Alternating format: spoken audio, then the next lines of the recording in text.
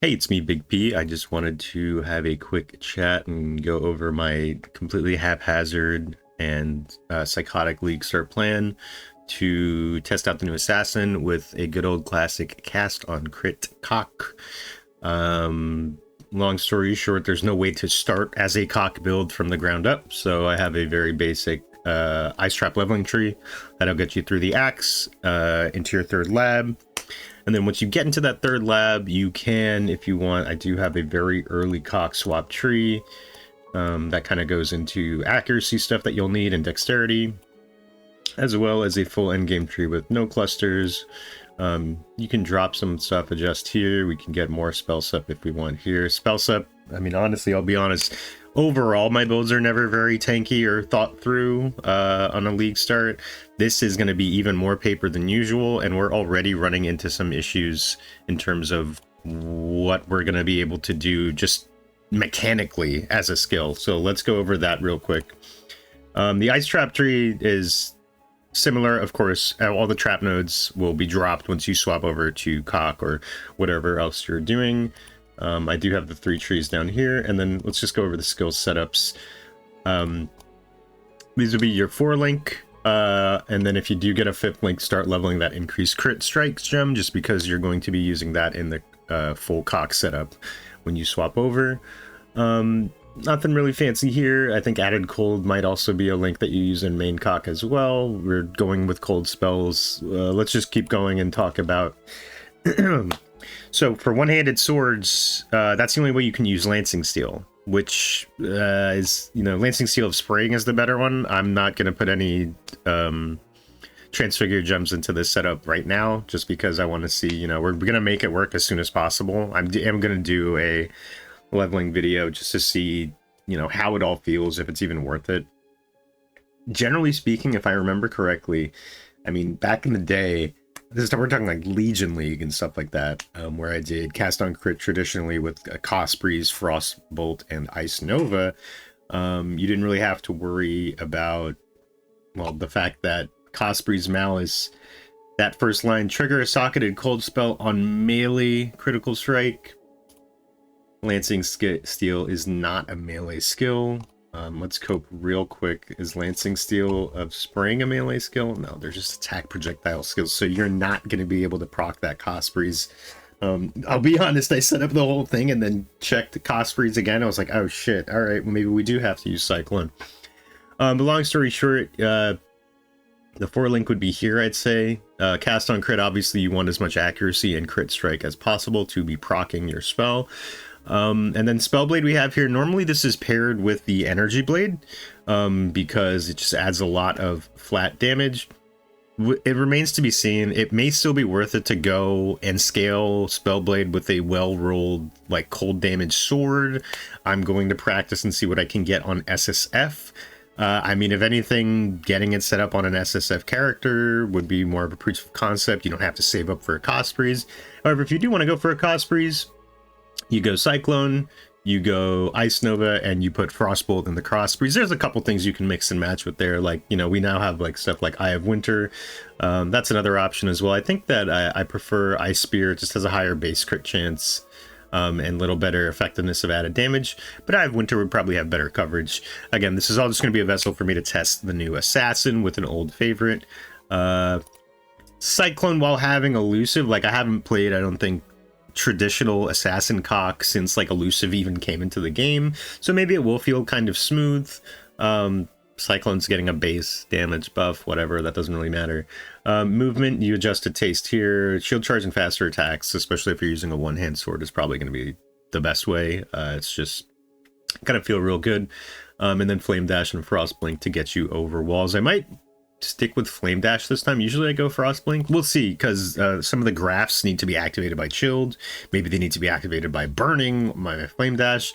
Again, a lot of this is kind of up in the air and just set up for testing. We'll do build guide or build snapshots, really, based on my progress throughout the upcoming weekend, which is coming soon. Here's some potential auras. Precision is going to be at the top here just because base crit, not base crit, increased crit, and accuracy rating are crucial for cast on crit. If you've not done it before, you do not want to be missing, and you do not want to be non-critting with the cast on crit build, obviously. And then clarity, of course, back in my day, you didn't have to pay for the CoCs that you triggered. Nowadays, you do. It is worth mentioning on the tree, we are next to EB. If we do need to, you know, drop the mana stuff or mana leech, whatever we have here. Once we go into the CoC swap, you'll see we do go into leech here, as well as the accuracy and accuracy here. The mastery, we'll see which one is best. Gives us the most just raw accuracy rating and gives us that chance to hit. That's why precision is up there. And the vitality, we don't have any recovery on this build besides leech, pretty much. So this might just give us that little bit extra, but we're probably just going to be running a life flask, and we may eventually move all the way over to a full ES setup. Maybe that's like end game, and then we eventually do end up going energy blade. However, I think like obviously an Inquisitor is still going to be like Lance's Inquisitor E-Blade. You can only pull so much from that build before asking yourself, like, why the fuck am I doing this on Assassin instead of Inquisitor? Hopefully I'll find that out. And then Herald of Ice is just generic, you know, Hatred isn't as good as it used to be. Herald of Ice is going to help us with the clear and can give us some utility if you want to put some links in it, like Ice Bite. I probably wouldn't do that. I throw stuff like that in my Cospreys usually. Arctic Armor, sure, less fizz damage. Obviously, if you're using Cyclone, this buff doesn't do anything. If you're going to use Lancing Steel, then when you're standing still and doing the attack, less fizz and fire damage taken will help. This is going to have a pathetic fizz max hit, so just keep that in mind. And then Purity of Elements is what I'm actually going to use because I am lazy, both in terms of gear crafting and ailment immunity. That's going to be there for a long time. I am going to be using probably the Cannot Be Shocked while at max power charges here. And then maybe if I can get enough money to use that Storm Shroud to just make that full ailment immunity, that seems like a pretty consistent way to have that up. Back to the skills real quick. Questions of curses. So I don't actually have the, like, this hasn't been updated, right? No. So this is the old Assassin still, so really the Unstable Infusion is the first one. Everything else is kind of up in the air.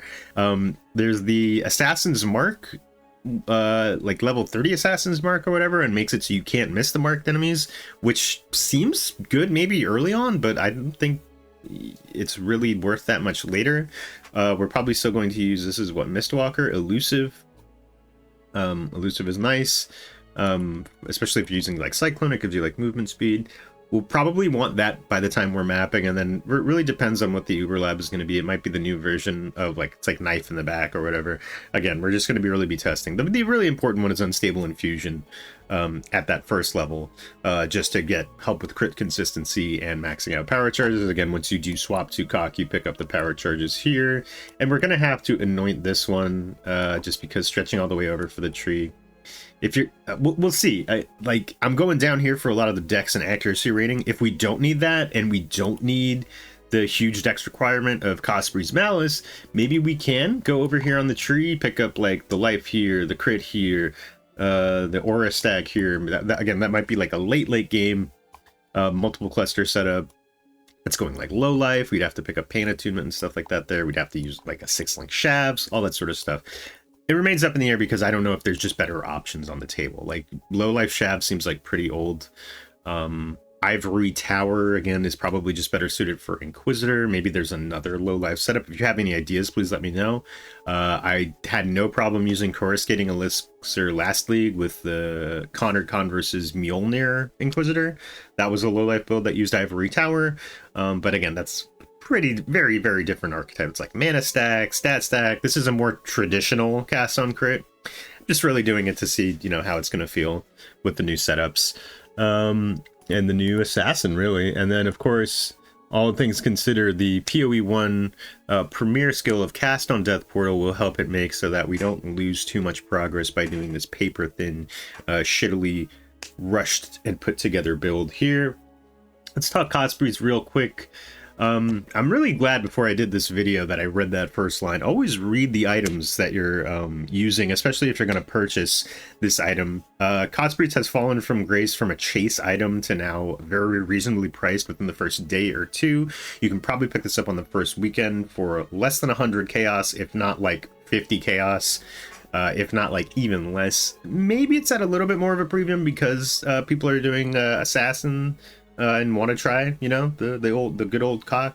I am a completely famous YouTuber, so maybe this video itself will spike the price a bit, but you know, won't be too much, and might not even be that good anymore. Like, is the flat damage to spells there, and the increased crit, like, is that worth it? Like, is that better than just a well-rolled jewel foil? I mean, a jeweled foil crafting, we'll see. Like, can you craft just a bunch of flat cold, flat fizz? Maybe you convert it with Prim Sorrow as well, so it's just adding more relevant damage. You know, I think nowadays, like, you really would value the Eldritch Implicits on gloves. Like, gloves can add a lot of damage to your build if you're setting it up properly. So just using a Prim Sorrow is kind of like meh, unless it gets like Frostbite on hit or something like that. Obviously, that would be great. So yeah, Cost Breeze is kind of up in the air. I would say at this point, this is pretty much only for if you're going to use Cyclone and doing like Ice Nova and Frostbolt, just because that's a classic combo that's just enabled by the Cost Breeze Malice very simply. But, you know, not using this would save us a lot on Dex and Int requirements, which we don't meet. We will need to get like at least 30, if not more, on gear for each of those, even though we're at the Dex Int part of the tree, even with the full endgame setup. You see, these are the Dex requirements and the Int requirements here. We're about 50 short and about 40 short of the Dex and Int. So yeah, all in all, I probably wouldn't recommend following this build. I just wanted to, you know, give you an expectation. You could certainly probably use the Ice Trap leveling tree and then experiment on your own. Please let me know in the comments if you have any ideas, because I'm basically going to be grasping at straws the first weekend. We're going to try and set up CoC as well as it can. We're going to probably force. I am going to do this week, and I probably will stream it as well, just a leveling practice run, because I am washed at PoE 1. I've always been washed at PoE 1, as you can tell by this POB, which will be posted in the description below. And yeah, we're going to try and have fun with that new league. I'm thinking that, you know, it does look like something where like clear speed is obviously going to be, clear speed is always a thing in PoE 1 that you want to have. So maybe cycloning around will feel good, although, you know, Lancing Steel is spraying with shield charge is plenty fast itself. Let me know what you think if you have any ideas, or if I should just roll Inquisitor because Assassin is bait. Bloodline Ascendancies, we're not using any of those. It's bait. I think the whole point of testing the new Assassin would be to use all 4 of the points there, so not really too interested in that. Those are all defensive nodes anyway. I'm a PoE 1 player. I showed you my defensive strat here. And there it is. So yeah, thank you for watching. Let me know. Super excited for the new league. I love Breach. Breach filtered me initially when I first got into PoE, however many years ago, or tried to get in. Ran into a Breach on the beach and just got completely filtered. I said, this game sucks and I'll never play it probably. And here we are. So again, thanks for watching, and I'll see you in the next one.